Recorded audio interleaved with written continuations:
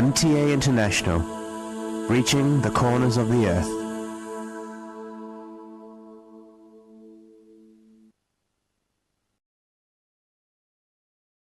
اس وقت ہم سیدنا حضرت امیر المومنین خلیفۃ المسیح رابع ایدہ اللہ تعالی بنصر العزیز کا ایک تاریخی خطبہ جمعہ آپ کی خدمت میں پیش کر رہے ہیں۔ حبیبنا صلی علی محمد صلی علی حبیبنا صلی علی محمد صلی علی رسولنا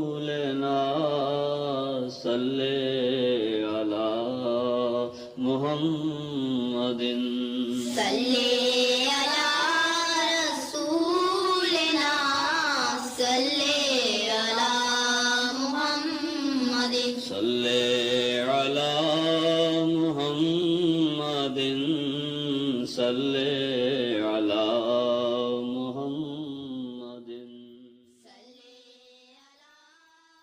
أشهد أن لا إله إلا الله وحده لا شريك له وأشهد أن محمدا عبده ورسوله أما بعد فأعوذ بالله من الشيطان الرجيم بسم الله الرحمن الرحيم الحمد لله رب العالمين الرحمن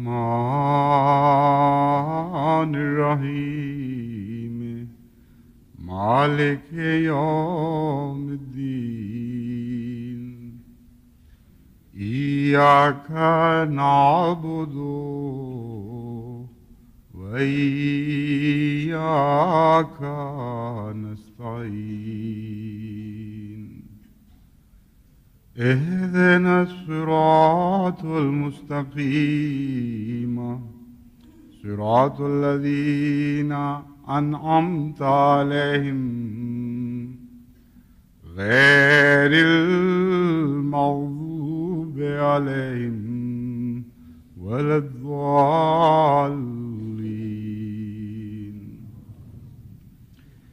إنا عرضنا الأمانة على السماوات والأرض والجبال فأبين أن يحملنها وأشفقن منها وحملها الإنسان إنه كان ظلوما جهولا۔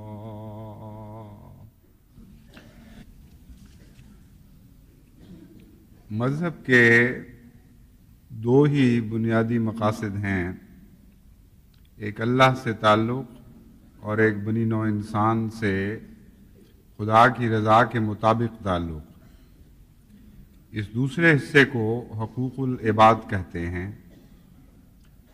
تو حقوق اللہ کا ادا کرنا یا حقوق العباد کا ادا کرنا، یہ دو ہی تمام مذاہب کے مقاصد ہیں یا ہونے چاہیے۔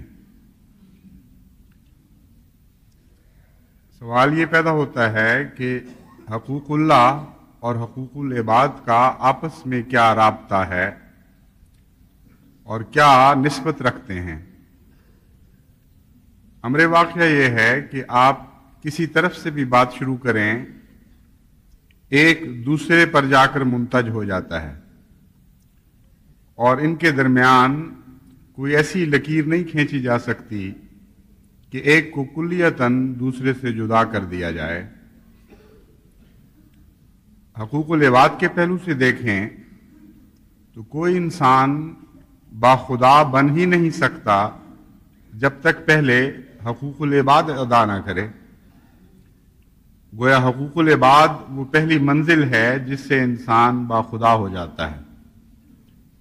چنانچہ آن حضرت صلی اللہ علیہ وآلہ وسلم پر جب پہلی وحی نازل ہوئی اور آپ نے حضرت خدیجہ سے خوف کا اظہار کیا، تو حضرت خدیجہ نے سب سے قوی دلیل اس بات پر کہ آپ کا تعلق لازماً خدا سے ہے، کسی اور سے نہیں، یہی دی کہ آپ سب سے زیادہ حقوق العباد ادا کرنے والے ہیں، اور حقوق العباد میں آگے بڑھ کر حقوق العباد ادا کرنے والے ہیں، یعنی عدل سے بہت آگے ہے آپ کا مقام۔ آپ حقوق العباد اس طرح ادا کرتے ہیں کہ محسن بھی ہیں اور ایتائے ذی القربیٰ کا مقام بھی آپ کو حاصل ہے۔ الفاظ تو یہ نہیں تھے حضرت خدیجہ کے، مگر جو کچھ آپ نے فرمایا اس کا خلاصہ یہی بنتا ہے۔ گویا اس کا طبی نتیجہ یہ نکلتا ہے کہ جو انسان کے حقوق ادا کرتا ہو، اس کا تعلق لازماً خدا سے ہوتا ہے، شیطان سے اس کا تعلق نہیں قائم ہو سکتا، اور جو ادا کرتا ہے وہی حق رکھتا ہے کہ وہ اپنے خدا سے تعلق رکھے۔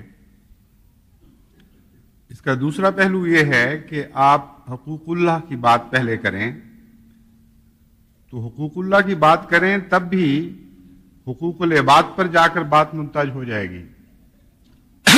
چنانچہ قرآن کریم نے جو فرمایا آن حضور صلی اللہ علیہ وآلہ وسلم کے متعلق دنا فتدلا، اس کے ایک معنی یہ ہیں کہ وہ اپنے رب کے قریب ہوا، اور قریب ہو کر محض اپنے لیے اپنے رب کو نہیں رکھ لیا اور بنی نوع انسان سے مستغنی نہیں ہوا۔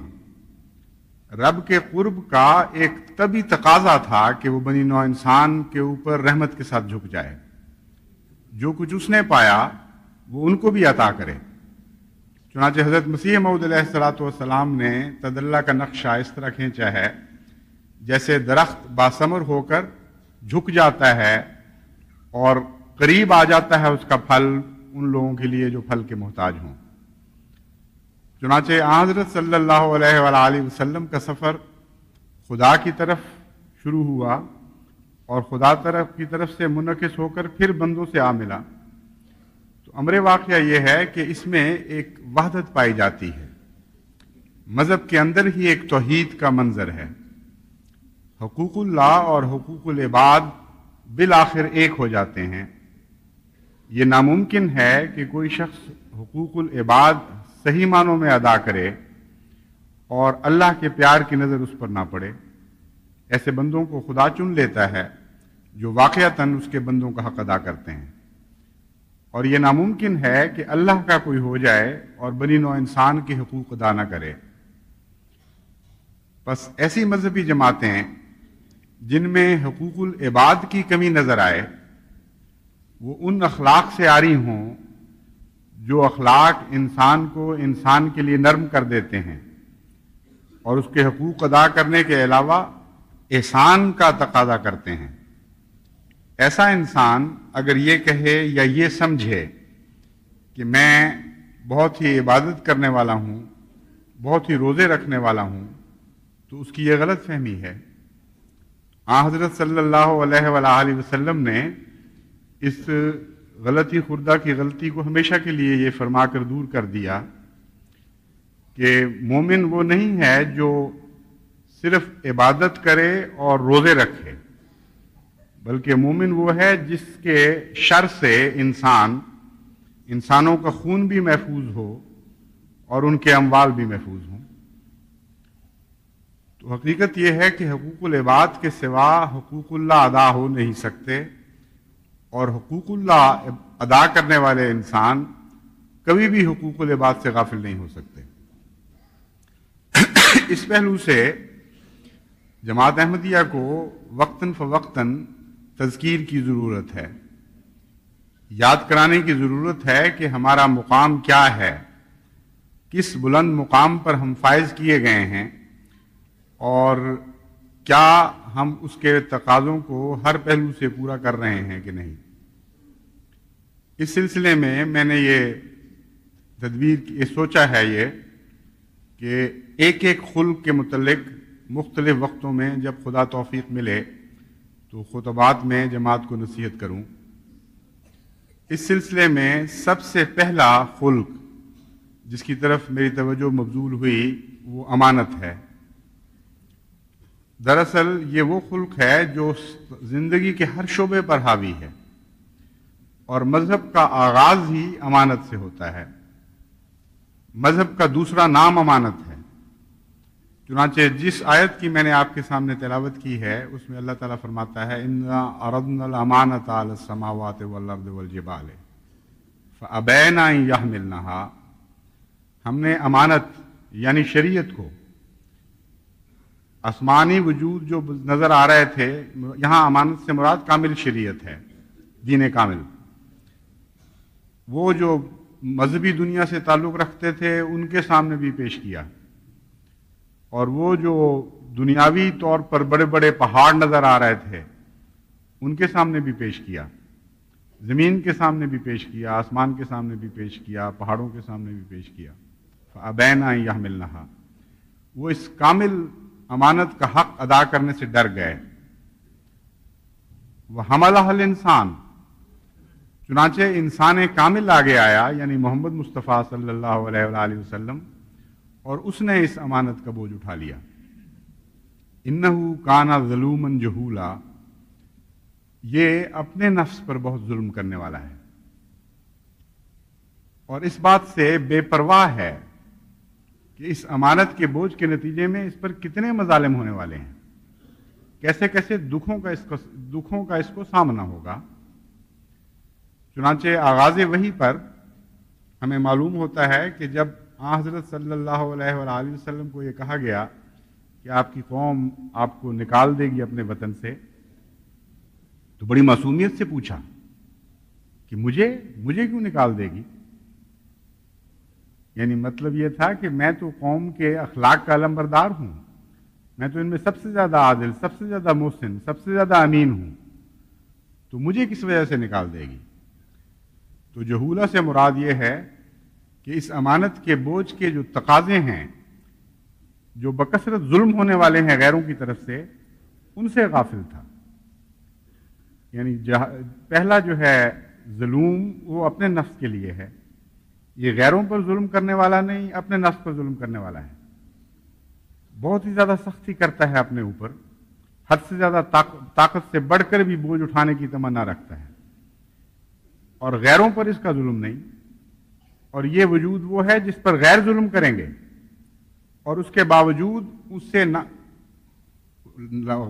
غافل ہے کہہ سکتے ہیں ایک معنی کے لحاظ سے، اور ایک اور معنی ہے کہ علم کے باوجود بے پرواہ ہے اس بات سے، کیونکہ جہول عرب اس بہادر کے لیے استعمال کیا کرتے تھے جو موت کے خطرات سے خوب واقف ہو اور اس کے باوجود اس میں ان میں چھلانگ لگا دے، مستغنی ہو اس بات سے کہ اس پر کیا ہو گزر جاتی ہے۔ تو حضرت صلی اللہ علیہ وآلہ وسلم کے متعلق یہ دونوں معنی صادق آتے ہیں۔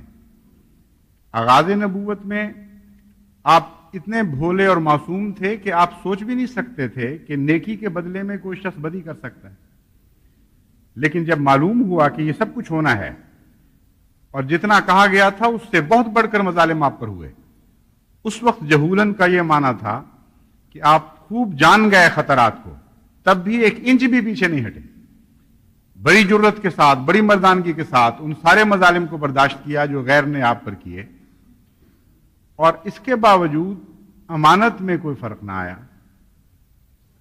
یہ امانت کیا ہے؟ جیسا کہ میں نے بیان کیا تھا، ایک معنی اس کا جو عرف عام میں بھی مشہور ہیں، مختلف مفسرین نے لکھے ہیں، وہ ہے شریعت، اور شریعت اسی کو عطا ہوتی ہے جو امین ہو۔ امانت کے معنی یہ ہیں کہ بنیادی معنی اس کا ہے اطمینان، بے خوفی۔ وہ شخص جو ایسی حالت کو پہنچ جائے کہ اس سے دنیا بے خوف ہو جائے، اس کو امین کہتے ہیں، اور جو ایسے اخلاق کو پا جائے کہ اس کے نتیجے میں اس کو کوئی خوف نہ رہے، وہ بھی امانت دار ہوتا ہے. یعنی خوف کی حالت میں بے خوفی کی حالت تک پہنچ جانا، یہ بھی امین کا کام، امین کے معنوں کے اندر ہے، اور دوسروں کو بے خوف کر دینا یہ بھی اس کے معنوں کے اندر ہے. یعنی اگر انسان امانت کا حق ادا کرتا ہے تو اس کو کوئی خطرہ اور کوئی خوف نہیں ہے، اور جو امانت کا حق ادا کرنے والا ہو اس سے غیر کو کوئی خوف نہیں ہوتا. امین کا لفظ انسانوں کے لیے تو آتا ہے، اللہ کے لیے نہیں آتا، اس لیے کہ اللہ تعالی مالک ہے، اور امانت میں عدم ملکیت کے معنی پائے جاتے ہیں. امانت کہتے ہیں ایسی چیز کو جس کی ملکیت کسی غیر کی ہو اور اس نے صرف اس کا حق ادا کرنا ہے، اور غیر کے تابع مرضی ہو جائے اور اس کی امانت میں خود دخل اندازی کوئی نہ کرے.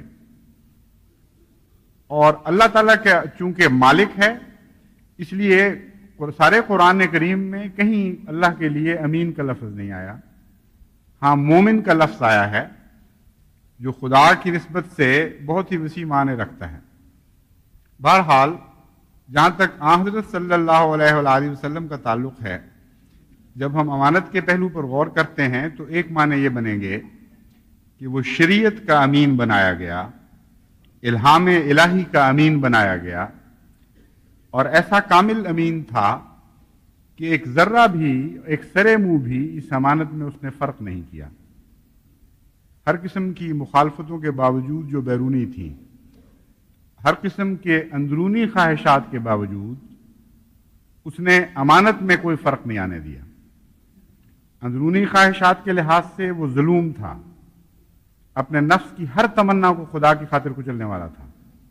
بیرونی خطرات کے لحاظ سے وہ جہول تھا، کوئی دنیا کی طاقت اسے ڈرا کر، خوف دلا کر امانت کے حق سے باز نہیں رکھ سکتی تھی. ایک اور معنی جو حضرت اقدس مسیح موعود علیہ الصلوۃ والسلام نے فرمائے ہیں، اور اس سے پہلے کسی مفسر کی نگاہ اس پر نہیں پڑی، وہ معنی یہ ہیں کہ حضرت مسیح موعود علیہ الصلوۃ والسلام فرماتے ہیں امانت سے مراد وہ تمام طاقتیں ہیں جو اللہ تعالیٰ نے انسان کو عطا فرمائی ہیں. ذہنی طاقتیں، جسمانی طاقتیں، قلبی طاقتیں، روحانی طاقتیں، جو کچھ بھی اللہ تعالیٰ نے اس کو ودیعت فرمایا ہے وہ خود اس کا مالک نہیں ہے، وہ سب اس کو خدا تعالیٰ کی طرف سے بطور امانت دیا گیا. اور امین وہ ہوگا جو ہر اس چیز کو جو کسی نے اس کے سپرد کی ہے اس کے تابع مرضی استعمال کرے اور خرچ کرے. جہاں جہاں اس کو دخل کی اجازت دی گئی ہے وہاں دخل دے، جہاں دخل کی اجازت نہیں وہاں نہ دے. غرضی کے 100% ایک ذرہ بھی اس مالک کی مرضی کے خلاف تصرف نہ کرے. چنانچہ حضرت مسیح موعود علیہ الصلوۃ والسلام فرماتے ہیں کہ ان معنوں میں کامل امین جو دنیا میں ظاہر ہوا وہ حضرت محمد مصطفیٰ صلی اللہ علیہ وآلہ وسلم تھے. آپ نے اپنی تمام طاقتوں کو،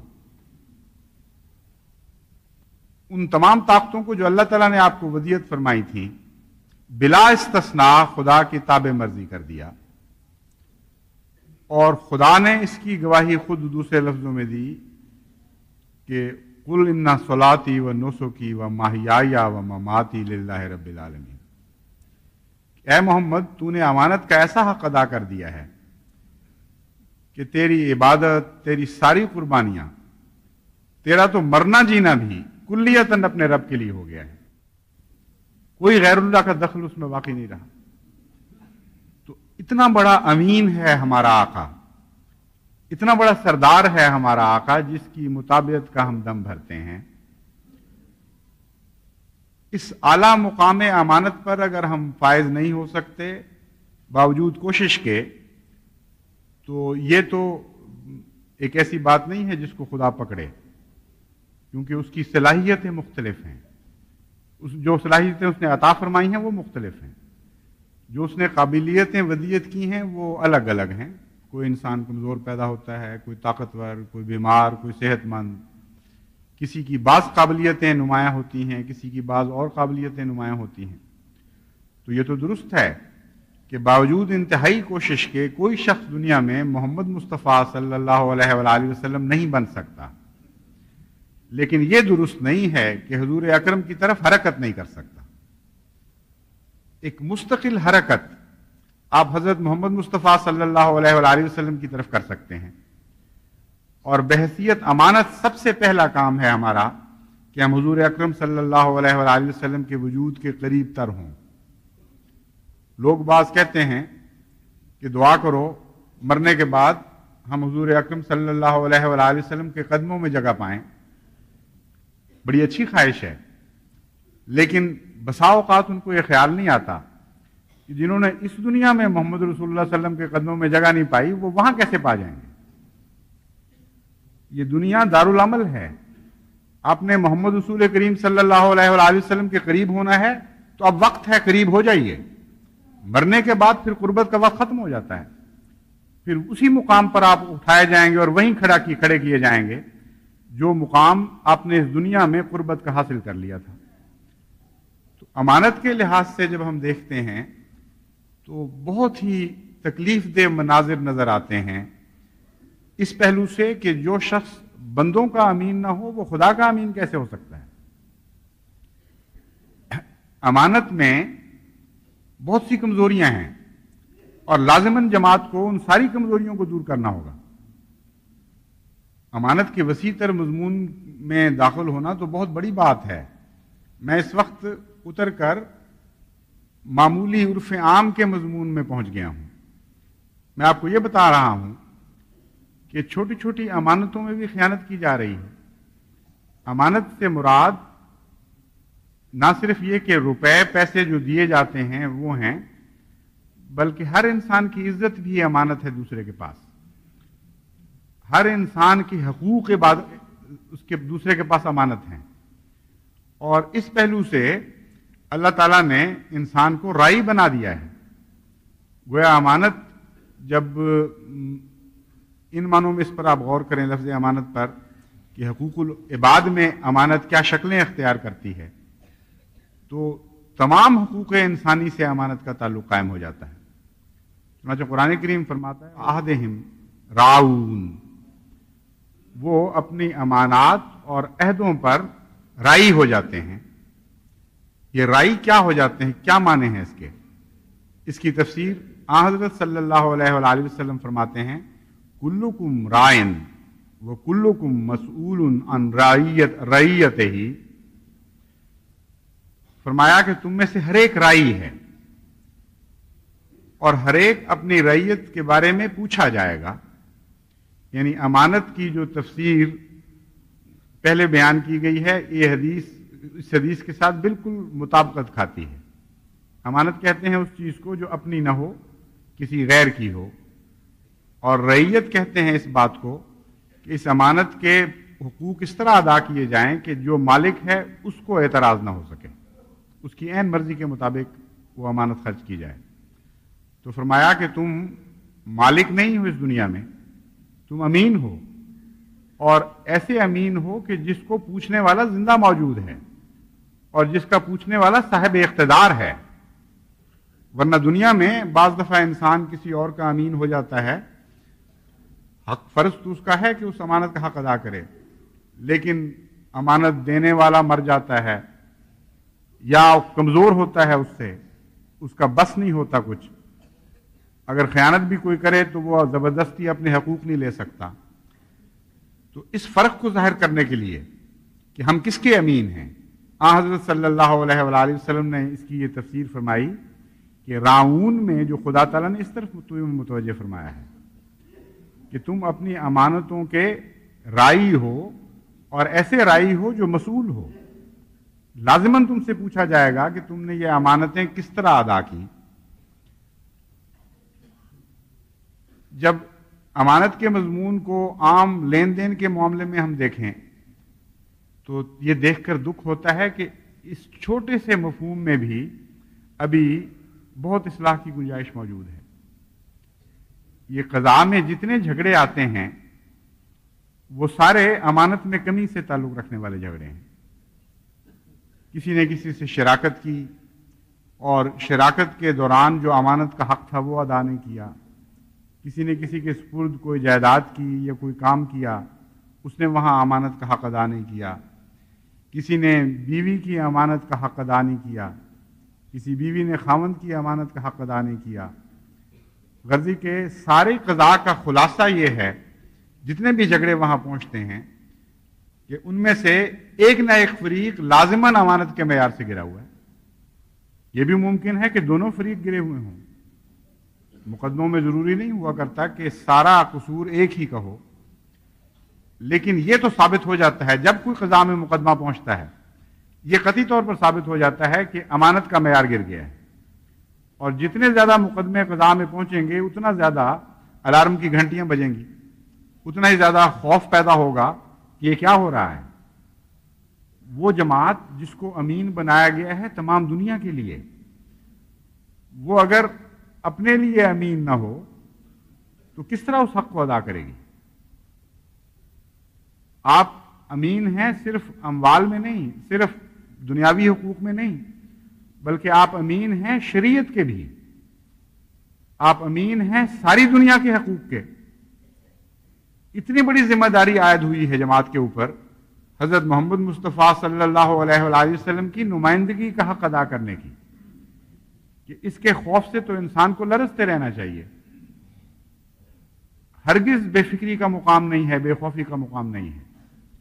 حقیقت یہ ہے کہ جتنا زیادہ امانت کے معاملے میں آپ خوف رکھیں گے، خدا سے ڈریں گے، اتنا ہی زیادہ اللہ کی طرف سے آپ کو بے خوفی عطا ہوگی۔ یہ مضمون بھی امانت سے ہی تعلق رکھتا ہے۔ حقیقت یہ ہے کہ اللہ تعالیٰ کا نام اگرچہ امین نہیں مگر مومن ہے۔ مومن کے کیا معنی ہیں؟ مومن کے معنی یہ ہیں کہ جس سے انسان کو کسی دوسرے کو خوف لاحق نہ ہو۔ ایک پہلو سے اللہ مومن ہے، ایک پہلو سے انسان مومن ہے، اور ان دونوں کا گہرا تعلق ہے۔ انسان مومن تب بنتا ہے جب وہ اللہ تعالیٰ کو اس بارے میں مطمئن کر دے کہ خدا تعالیٰ کو اس سے بے خوفی کا بغاوت کا احتمال نہ رہے، عصیان کا احتمال نہ رہے، نافرمانی کا احتمال نہ رہے۔ یعنی مومن بحیثیت انسان وہ کہلائے گا جب اس کی نسبت اللہ کی طرف ہو، کہ جس سے خدا کو یہ امن حاصل ہو جائے کہ وہ اللہ تعالیٰ کے احکامات میں کوئی رخنا پیدا نہیں کرے گا، اللہ تعالیٰ کی امانت نہیں کھائے گا، بلکہ اللہ تعالیٰ کی امانت کو جس طرح خدا نے پسند فرمایا ہے اسی طرح ادا کرے گا۔ تو مومن ہو ہی نہیں سکتا جب تک امین نہ ہو۔ ان معنوں میں انسان مومن ہے، اور جتنا انسان مومن ہوتا ہے اتنا ہی اس کے لیے اللہ مومن ہوتا چلا جاتا ہے۔ جن معنوں میں وہ اللہ تعالیٰ کا خوف کھا کر اس کو مطمئن کرتا ہے، اسی حد تک اللہ اس کے خوف دور کرتا چلا جاتا ہے اور ضامن ہو جاتا ہے ان چیزوں میں۔ چنانچہ آن حضرت صلی اللہ علیہ وآلہ وسلم نے مختلف رنگ میں اس مضمون کو بیان فرمایا ہے کہ جو مومن ہوتا ہے اللہ تعالیٰ اس کا ضامن بن جاتا ہے، اس کا کفیل ہو جاتا ہے، اس کی ذمہ داریاں قبول فرما لیتا ہے۔ تو اللہ مومن ہے ان معنوں میں کہ جس حد تک انسان خدا پر ایمان لائے یا خدا کو امن دے اپنی ذات سے، ان سارے معاملات میں اللہ اس کا کفیل ہو جائے گا، اللہ اس کا نگران ہو جائے گا، اللہ اس کی حفاظت فرمائے گا، اللہ اس کو بے خوف کر دے گا۔ اور جس حد تک وہ خدا کو امن نہیں دیتا اس حد تک وہ خود بے خوفی امن کے مقام سے نکل کر خوف کے مقام میں داخل ہو رہا ہے۔ جتنے قدم وہ خدا کی رضا کے باہر رکھے گا اتنے خطرات میں وہ قدم رکھ رہا ہے۔ تو امانت ایک بہت ہی اہم خلق ہے، اور امانت ادا ہو نہیں سکتی جب تک انسان پہلے انسان کے لیے امین نہ ہو۔ یعنی خدا کی امانت ادا نہیں ہو سکتی جب تک پہلے انسان کے لیے امین نہ ہو۔ پہلے انسان بننا پڑے گا، پھر انسان کامل کی باری آتی ہے، پھر اللہ سے تعلق کی باری آتی ہے۔ چنانچہ قرآن کریم نے جو فرمایا ہے فَإِذَا سَوَّيْتُهُ وَنَفَخْتُ فِيهِ مِن رُوحِي فَقَعُوا لَهُ سَاجِدِينَ، اس میں یہی مضمون ہے کہ پہلے تم ٹھیک ٹھاک تو ہو، پھر نفخ روح کا سوال ہوگا. جب میں تمہیں ٹھیک کر لوں گا، جب تمہارے اخلاق درست کر لوں گا، تب یہ سوال پیدا ہوگا کہ میں تم پر الہام کروں، تم پر وحی کروں اور تمہارا مجھ سے تعلق پیدا ہو.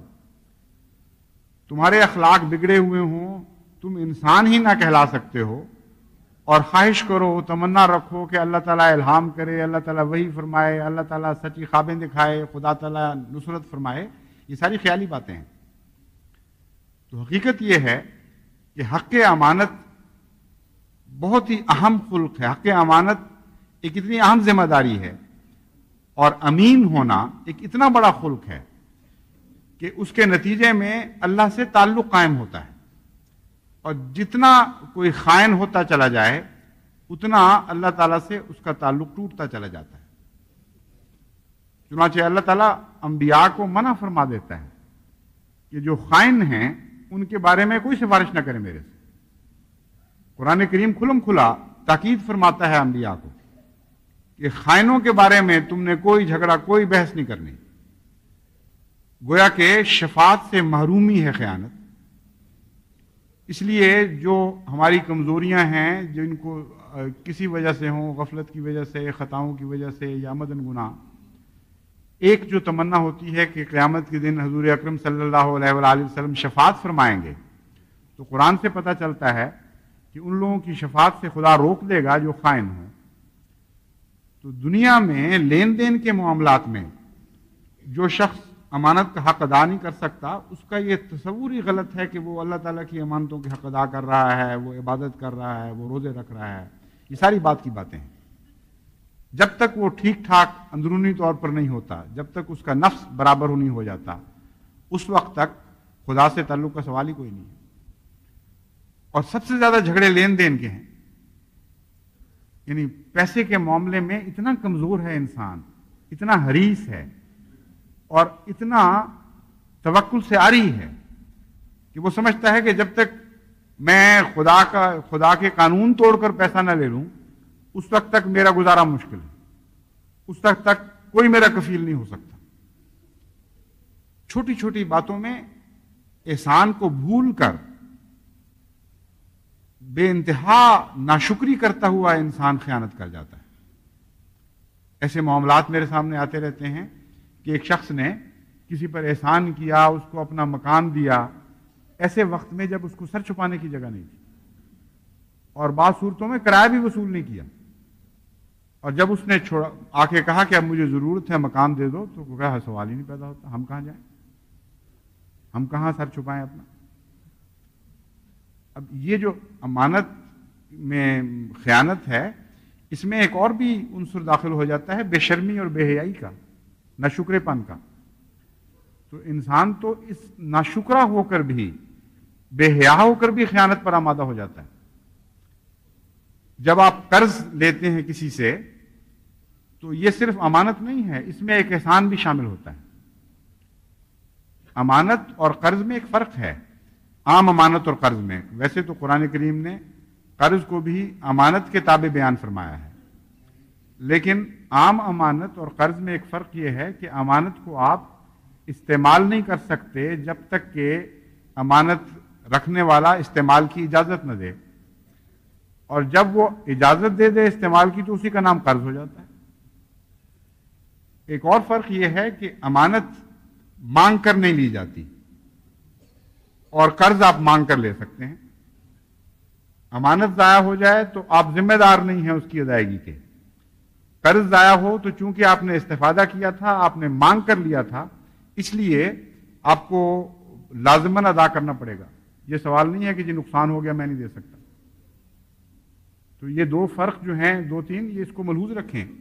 چنانچہ آن حضرت صلی اللہ علیہ وآلہ وسلم نے جب عہدے مانگنے کے خلاف کے متعلق منع فرما دیا کہ کسی عہدے کی خواہش نہیں کرنی، تو اس لیے کہ وہ قرض نہیں ہے، وہ امانت ہے. جتنی ذمہ داریاں ہیں وہ ساری امانتیں ہیں. چنانچہ بعض لوگوں نے خواہش ظاہر کی حضور اکرم صلی اللہ علیہ وسلم سے کہ ہمیں فلاں جگہ کی ولایت دے دیں، فلاں جگہ کی امارت دے دیں. تو حضور نے فرمایا کہ بالکل نہیں، یہ وہ امانت ہے جو مانگی نہیں جائے گی. یہ میرا کام ہے، میرے سپرد ہے یہ کام کہ میں جس کو بہترین سمجھوں تم میں سے اس کے سپرد کروں. تمہارا یہ کام ہی نہیں ہے کہ امانت مانگو. فرمایا کہ جو شخص امانت نہیں مانگتا اس کے سپرد کی جاتی ہے، اللہ تعالیٰ اس کا موکل ہو جاتا ہے، اس کے لیے آسانی پیدا فرما دیتا ہے. اور جو شخص خواہش کر کے لیتا ہے وہ اس امانت اس کے لیے بوجھ بنا دی جاتی ہے، وہ اس بوجھ کو اٹھا نہیں سکتا. تو اس لیے امانت اور قرض کے فرق کو ملحوظ رکھیں. امانت میں آپ کو کسی شخص نے از خود دیا ہے، یعنی دنیا کے لین دین میں جب ہم امانت کی بات کرتے ہیں اور قرض سے فرق کرنے کے لیے امانت کی بات کرتے ہیں تو مطلب یہ بنے گا کہ آپ نے کوئی خواہش نہیں کی، ایک شخص کو ضرورت تھی، اس نے آپ کے پاس اپنا روپیہ رکھوا دیا. ایسی صورت میں کچھ آپ کا احسان اس پر ہو جاتا ہے کیونکہ آپ نے ذمہ داری کو قبول کر لیا اور اس کا ثواب اللہ تعالیٰ آپ کو عطا فرمائے گا. لیکن جب آپ قرض لیتے ہیں تو آپ امین بھی ہیں اور زیر احسان بھی آ جاتے ہیں. امانت بھی اس کی رہتی ہے اور آپ اس کے احسان کے نیچے بھی ہیں. بس جو قرض میں لیتا والا اللہ کرتا ہے، کہتے جی میں نہیں دے سکتا، میرا ضائع ہو گیا، فلاں بات ہو گئی، وہ تو محسن کش بھی ہے. اور بہت سے جھگڑے، بہت سی ایسی شکایتیں ملتی رہتی ہیں کہ فلاں شخص نے قرض لیا تھا اور قرض کو ادا نہیں کیا. اور پھر اس نہایت تکلیف دہ صورت میں ادا کرتے ہیں کہ آج روپے کی قیمت اور ہے، قرض ادا کرتے کرتے 20 سال لگا دیے، جبکہ اصل سے اس کی کوئی نسبت ہی نہیں رہتی. جو واپس ہو رہا ہوتا ہے عملاً اس کی کوئی بھی حقیقت نہیں ہوتی.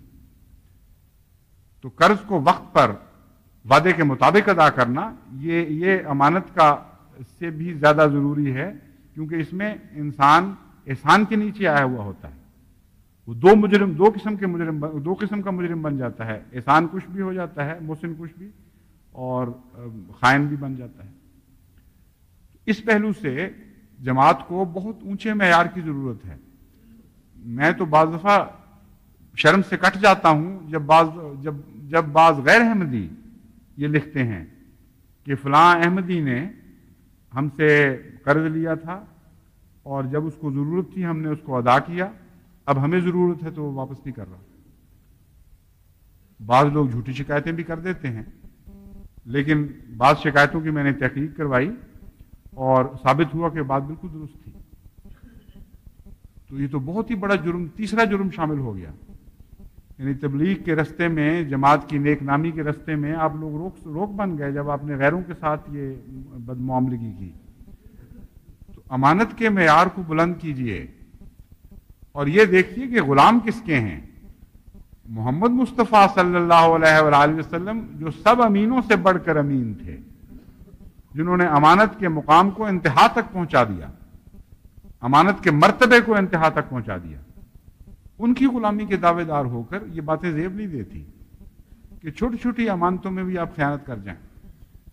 حضرت مسیح موعود علیہ السلام کا ایک واقعہ آپ کو سناتا ہوں. ایسے بہت سے واقعات ہیں لیکن ایک واقعہ آپ کو سناتا ہوں، اس سے آپ اندازہ کریں گے کہ حضرت مسیح موعود علیہ السلام کو اللہ تعالیٰ نے کیوں چنا تھا اس زمانے کے لیے.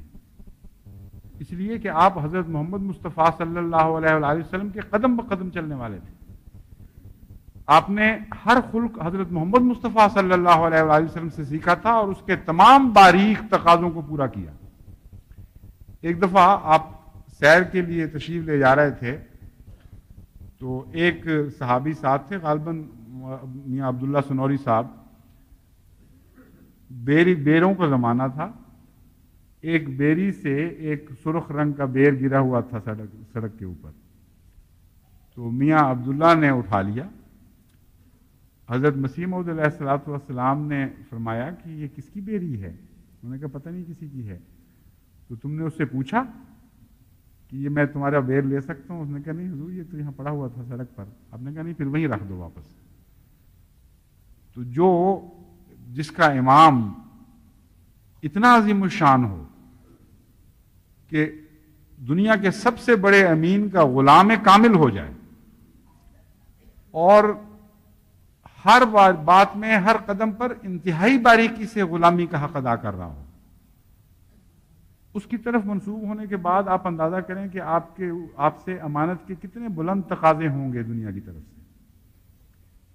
آپ نے اگر امانت کا حق ادا نہ کیا تو یہ خلق ختم ہو جائے گا دنیا سے، آپ ہی اس کے علم بردار ہیں۔ اس لیے ہر احمدی کو، مرد کو، عورت کو، بچے کو امانت کے نہایت اعلیٰ مقام پر قدم رکھنا چاہیے۔ اگر آپ امین ہو جائیں گے تو میں آپ کو یقین دلاتا ہوں کہ خدا آپ کے لیے مومن ہو جائے گا۔ آپ اس مومن کی شان دیکھیں گے، وہ ہر خطرے سے آپ کو بچائے گا، آپ اس کی حفاظت کے اندر آ جائیں گے، وہ ہر اس شان کے ساتھ آپ پر ظاہر ہوگا جس طرح اس سے پہلے وہ امینوں کے اوپر ظاہر ہوتا رہا ہے۔ اللہ تعالی ہمیں امانت کے حق ادا کرنے کی توفیق عطا فرمائے۔